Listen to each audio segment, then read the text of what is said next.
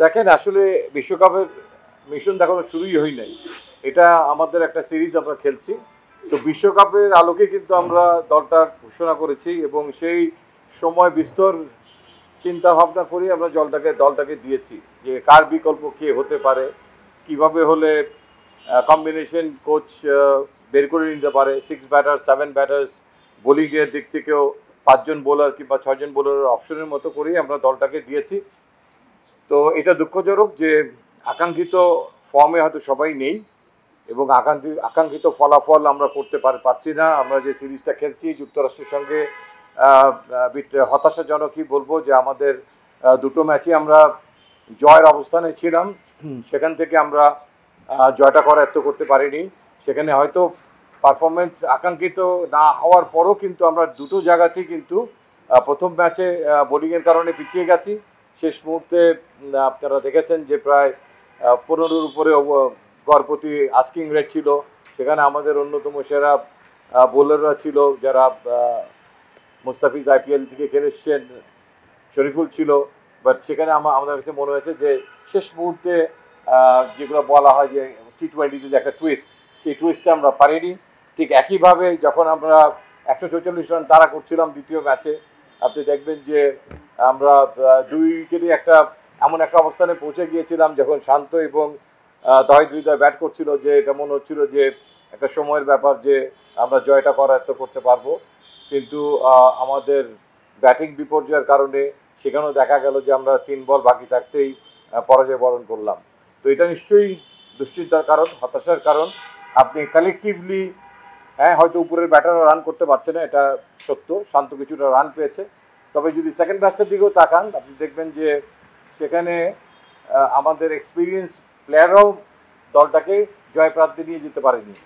So দলগতভাবে আমাদেরকে উন্নতি করতে হবে এবং আমরা আগে গিয়েছি আমেরিকাতে, সেই সুবাদে আমরা যেটা আশা করতে পারি যে আমাদের ভুল ত্রুটির থেকে আমরা শিখবো। অন্যের ভুল থেকে শেখাটা হলে সেটা কস্টলি হয় না, বাট নিজের ভুল থেকে যদি কেউ শেখাতে সেটার জন্য অনেক মূল্য দিতে হয়। তো তারপরও এই মূল্যর বিনিময়ে যেহেতু আমাদের বিশ্বকাপটা মূল লক্ষ্য, তো সেই বিশ্বকাপে যেন আমরা ভালো করতে পারি সেই আশাটাই আমরা করছি এবং যে দলকে আমরা নির্বাচন করেছিলাম সেই দলের প্রতি আমরা আস্থা রাখছি। কারণ এই মুহূর্তে কেউই ট্রেনিংয়ে নেই। আমাদের টাইগার্সের হয়তো ট্রেনিং শুরু হবে, সেখানে আমরা কয়েকজন খেলোয়াড়কে আলাদা করে হোয়াইট বল ক্রিকেটের জন্য তৈরি করে রাখবো। যদি কোনো রকমের কোনো ক্রাইসিস দরকার হয় তাহলে যেন ইমিডিয়েটলি যে কোনো জায়গার রিপ্লেসমেন্ট আমরা দিতে পারি।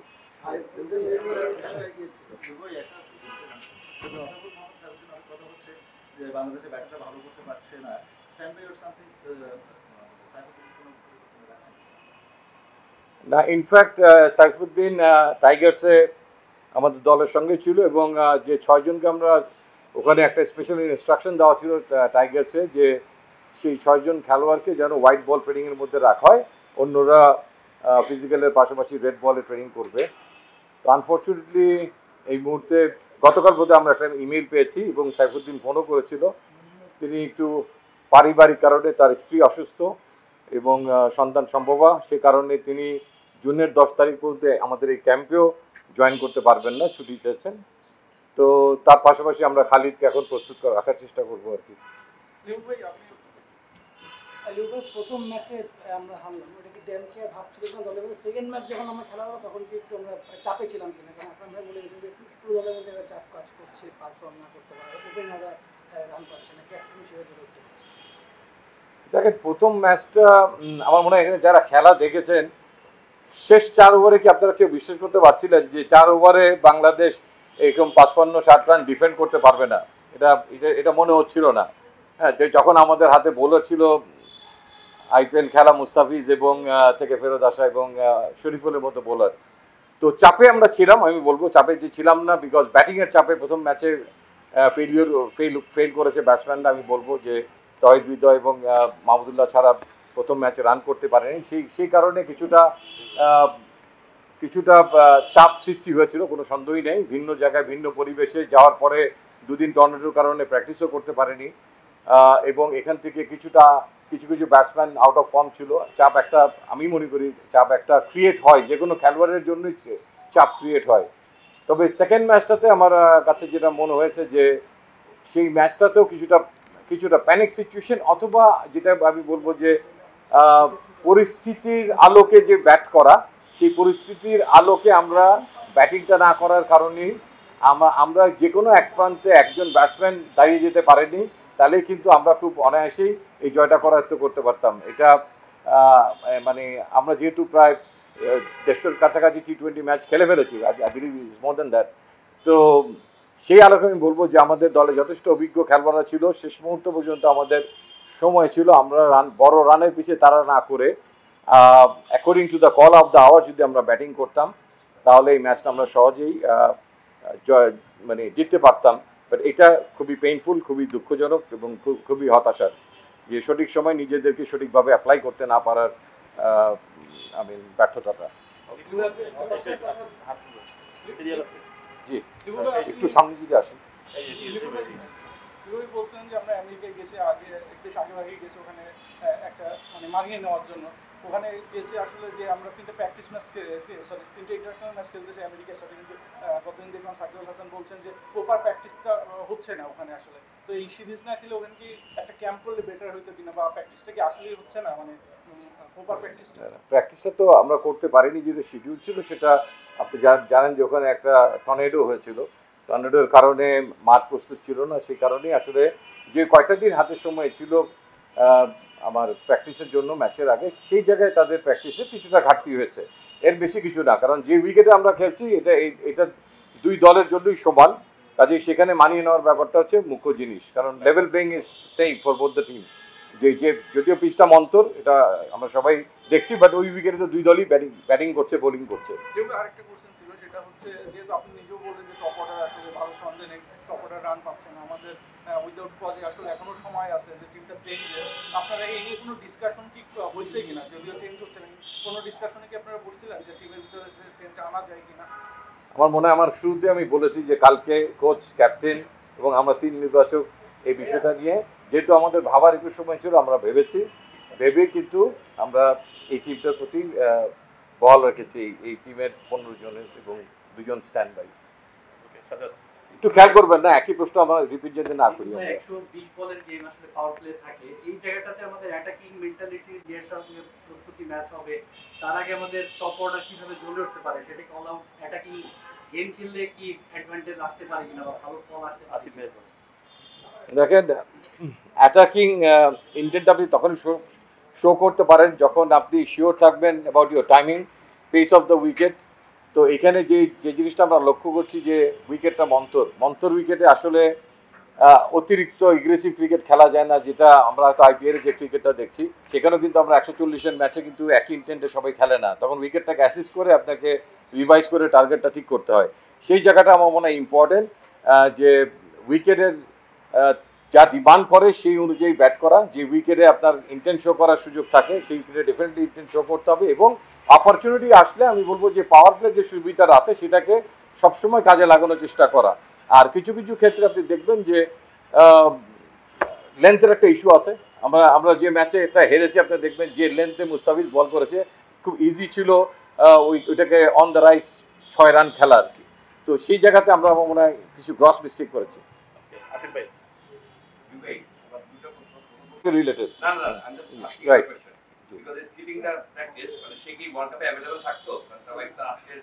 এর আগে কখনোই আমাদেরকে এই ব্যাপারটা আমরা জানতামও না, আমাদেরকে জানানো হয়নি।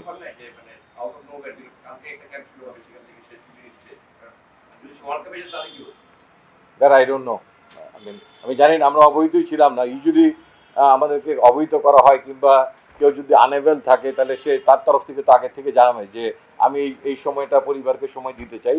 ইতিপূর্বে বহু দেশে এবং আমাদের দেশেও এটা ঘটেছে। তো এটা যেহেতু সে হয়তো যায়নি, গেলে হয়তো বা সে তার ন্যাশনাল ডিউটি হয়তো পালন করতো, আমার বিশ্বাস। যেহেতু এটা একটা সেকেন্ডারি প্রোগ্রাম, সে কারণেই আমার ধারণা যে তিনি এটার জন্য আবেদন করেছেন। আপনি বললেন মন্থর উইকেট, আমরা সবাই দেখি মন্থর উইকেট। মন্থর উইকেটে কি আসলে বাংলাদেশের এক্সক্লুসিভ কোনো জায়গা আছে? বিকজ আমরা মন্থর উইকেটে অনেক ক্রিকেট না, আমি তো বললাম যে এটা তো 2 দলের জন্যই সমান। তো কাজেই যদি ফার্স্ট উইকেট হতো তাহলে 2 দলের জন্যই রানের চাকা আরও বেশি সচল হতো।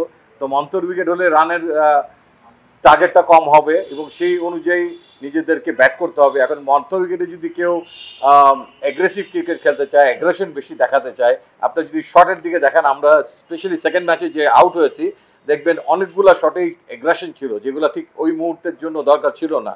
তো আমার মনে হয় যে সেই জায়গায় অতি দ্রুত আমাদের খেলোয়াড়দেরকে সেই যা উপলব্ধি করতে হবে, টিম ম্যানেজমেন্টকে সেদিকে একটু নজরে আনতে হবে যে এই যে সময় যে কাজটা করা উচিত ছিল সেই কাজটার বিপরীতে ঠিক রিভার্স একটা কাজ আমরা করে ফেলেছি। এবং কোনো একজন দায়িত্ব নিয়ে একটা এন্ড থাকলে কিন্তু দুই এন্ড থেকে আমাদের উইকেট পড়তো না। দুই এন্ড থেকে আমাদের উইকেট পড়ার কারণে কিন্তু দেখা গেছে যে 3 বল হাতে থাকতেই হয়তো আমরা হেরে গেলাম আর কি খেলাটা। আপনি যদি আমাদের উইকেট কম যেত, 3টা উইকেটও যদি কম যেত, আপনার হাতে 3টা বল আরও বাড়তি থাকতো। তো এনিওয়ে সেটা হতাশার কথা নয়, আমি বললাম আর কি।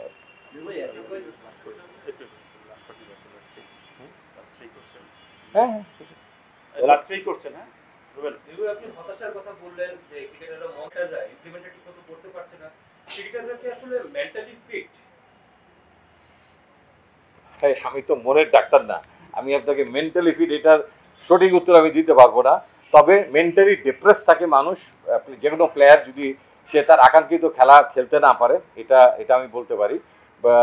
আর যে জিনিসটা আপনি বললেন যে দুটো ম্যাচ দুটো কারণে আমরা হেরেছি, প্রথমটা আমি মনে করি যে ব্যাটাররা ভালো ব্যাটিং না করলেও সামগ্রিকভাবে বা যে টোটালটা তারা পুট আপ করেছিল এবং বোলিংয়ের ডিপার্টমেন্ট একটা জায়গায় ইউএসএ টিমকে যেখানে নিয়ে গিয়েছিল, সেখান থেকে আমাদের মতো দলের সেই ম্যাচটা মানে হারা উচিত হয়নি, যেখানে আমাদের লাস্ট 4 ওভারে 3টা ওভার বল করবে মুস্তাফিজ এবং শরীফুল, আমি যেটা বললাম। তো এটা আমরা ইমপ্লিমেন্ট করতে পারিনি, এটা আমাদের দুর্ভাগ্য। আর একইভাবে আপনি যেটা বললেন, ইয়েস, সেকেন্ড ম্যাচে আমি মনে করি যে আমাদের ব্যাটসম্যানদের যা অ্যাবিলিটি আছে সেই জায়গায় তারা সঠিকভাবে নিজেদের মেরে ধরতে পারে নাই। খেলার যেটা আমি আপনাকে আবারও বলছি যে কল অফ দ্য আওয়ার যেটা থাকে, আমার চাহিদা যদি এখন 4 ছক্কর থাকে তাহলে আমাকে সেদিকে ধাবিত হতে হবে। আমার চাহিদা যদি থাকে যে আমি সিঙ্গেলসের উপরে খেলবো, 2 ওভারে 1টা কিংবা 2টা বাউন্ডারি হলেই আমি আমার আকাঙ্ক্ষিত লক্ষ্যে পৌঁছে যেতে পারবো, সেই সময় সেই স্ট্র্যাটেজিটাই নেওয়া উচিত ছিল। আমার মনে হয় যে সেই জায়গাটাতে আমরা হয়তো ভুল করে ফেলেছি সেই জায়গাটাতে। মূল আসরে তাহলে কি অপেক্ষা করতে হবে? মূল আসরে ডেফিনেটলি আমরা একটা সময় পাবো, এর মধ্যে আরেকটা প্রিপারেশন ম্যাচ আমরা খেলবো এবং প্রত্যেকটা খেলোয়াড়, প্রত্যেকটা দল, প্রত্যেকটা দেশ, প্রত্যেকটা মানুষ আশা রাখছে যে দল যেন ভালো করে, এই প্রত্যাশা আমাদের থাকবে। আমরা জানি যে আমাদের বিপুল সংখ্যক দর্শক আমাদের অন্তপ্রাণ, তারা ক্রিকেটের জন্য, তারা অনেকেই সাংঘাতিকভাবে হতাশ হয়েছেন এবং আমাদের ক্রিকেটাররা হতাশাজনক পারফরমেন্সই করেছেন। আমি বলবো না যে খুব ভালো পারফরমেন্স করেছেন, তারা বিচ্ছিন্নভাবে 2-1 হয়তো ভালো করেছেন।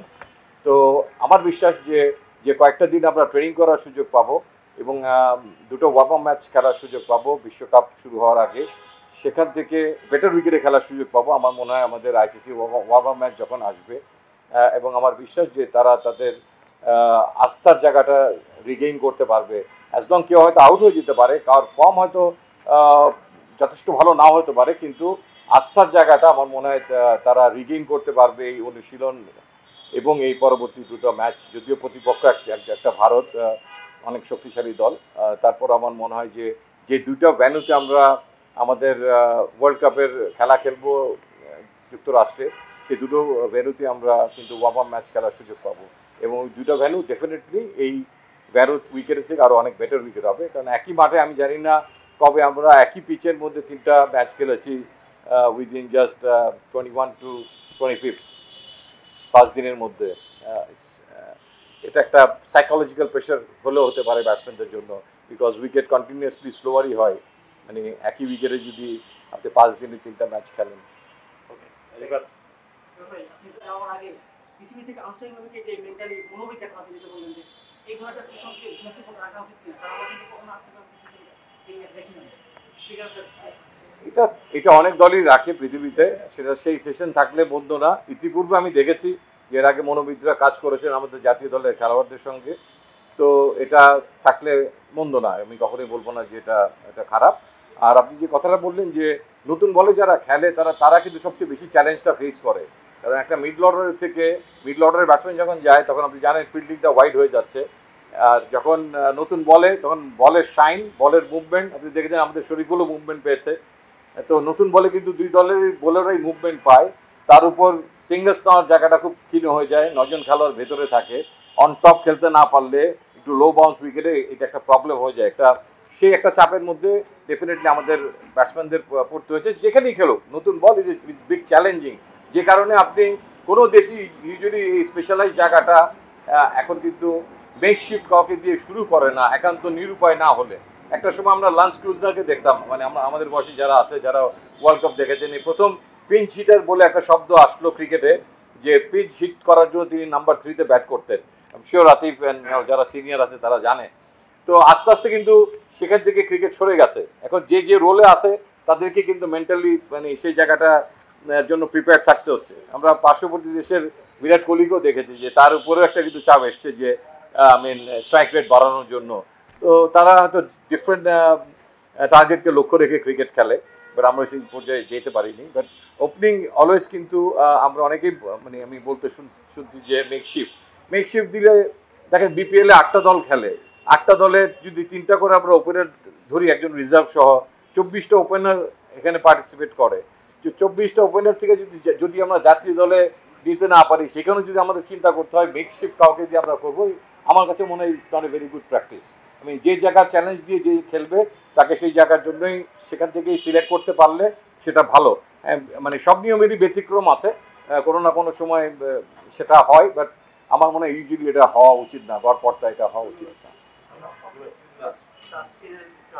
আমাদের ফিজিও বাইজিৎ সাহেব জানিয়েছেন যে তার আরেকটা এমআরআই হয়েছে, এবং এমআরআইতে তারা যে গতিতে তার আরোগ্য লাভের কথা চিন্তা করেছিলেন তার থেকে কিছুটা এগিয়েই আছে তাসকিন, কিছুটা বেটার রেসপন্ড তার। তো তারা আশাবাদী যে 30 তারিখ 31 তারিখ নাগাদ অ্যাসেসমেন্ট আবার করে হয়তো তিনি হালকাভাবে তার বোলিং অনুশীলন শুরু করবেন 1 তারিখ থেকে, মানে যদি সব কিছু যেভাবে প্ল্যান করা আছে সেভাবে যদি হয়। আর এখন থেকে তিনি হয়তো ট্রেনিং করবেন, কিছু হয়তো ইনস্ট্রুমেন্টাল এবং স্ট্রেংথ অ্যান্ড ট্রেনাররা যেভাবে তাকে ট্রেনিং করাবে সেভাবে তিনি ট্রেনিং শুরু করবেন। এবং আশা করা যায় যে 5 তারিখের মধ্যে একটা প্ল্যান করা হয়েছে যে হয়তো তিনি ফুল রান আপে বল করবেন। এটা মানে সম্ভাব্য, আমি যে কথাগুলো বললাম ঘটবেই তা আমি বলতে পারছি না, সম্ভাব্য প্ল্যানিং, সব কিছু তো প্ল্যানিংয়ের মতো একদম 100% এগায় না, এর থেকে বেটারও হতে পারে, আবার কিছুটা পিছিয়ে যেতে পারে। ওকে, লাস্ট টু কোশ্চেন পাপন ভাই আর আদিব ভাই। হ্যাঁ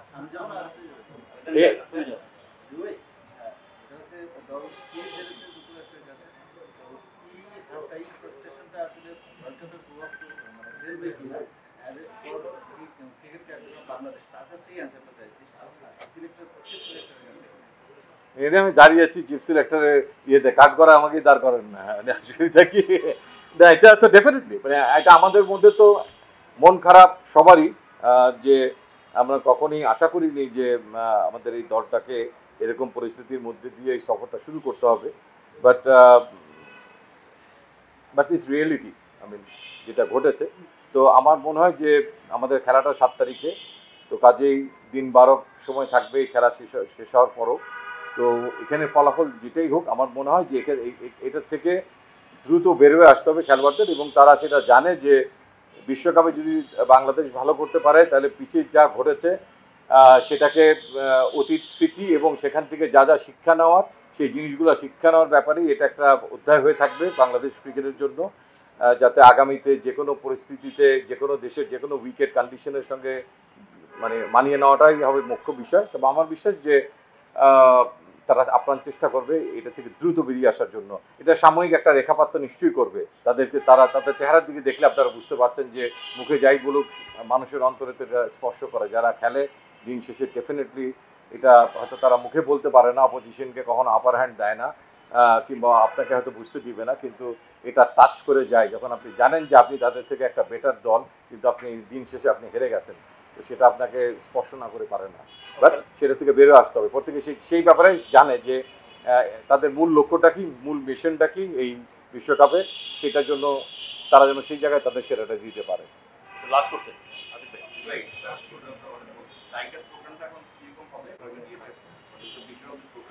বেসিক্যালি এখানে রেড বল এবং হোয়াইট বলের জন্য কিছু ক্রিকেটারকে আমরা বেছে নিয়েছি। স্পেশালি হোয়াইট বলটা হচ্ছে এই T20 বিশ্বকাপের জন্য একটা স্ট্যান্ড বাই স্কোয়াড, যেখানে উপরের দিকে এনামুল হক বিজয়কে রাখা হয়েছে, যদি লিটনের কোনো ক্রাইসিস হয় তাহলে যেন সেই উপরের দিকে যেতে পারে। নুরুল হাসান সোহানকে রাখা হয়েছে, যদি জাকির আলীর কোনো সমস্যা হয় তার জন্য ব্যাকআপ হিসাবে। এখানে সাইফুদ্দিনকেও রাখা হয়েছিল। দেন সেখানে খালিদ অল্টারনেটিভলি সাইফুদ্দিন 10 তারিখের পরে জয়েন করবে, so that he will be in our list as well. তার পাশাপাশি খালিদ, যেখানে ইমন আছে, নাসুম আছেন সেখানে, অ্যান্ড মেহেদি মিরাজ আছেন, থাকবেন সেখানে, যেটা আমি টুর্নামেন্টের আগে যেটা বলেছিলাম সেই আলোকে। অ্যান্ড আমরা নাসুমের কাছ থেকে একটা চিঠি পেয়েছি, তিনি ঢাকার 4-5 দিন করতে পারবেন না।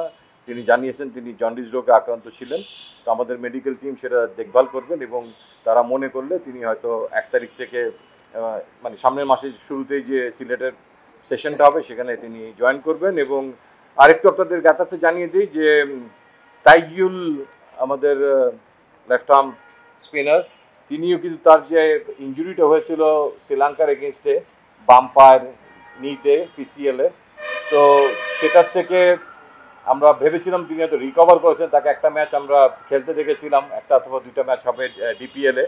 বাট আমরা আমাদের ফিজিওর সঙ্গে আলাপ করে একটা ফিডব্যাক যেটা পেলাম, সেখানে আমাদের আশান্বিত হওয়ার মতো আসলে কিছু নাই। তিনি ব্যাক টু ম্যাচ দেওয়া হয়েছে অ্যারাউন্ড 13 তারিখ অফ জুলাই, সো অনেক লম্বা একটা ডেট। বাট তিনি আমাদের হয়তো দলের সঙ্গে পরবর্তী পর্যায়ে রিহ্যাব এবং ট্রেনিংয়ের পরবর্তী পর্যায়ে যোগ দিবেন।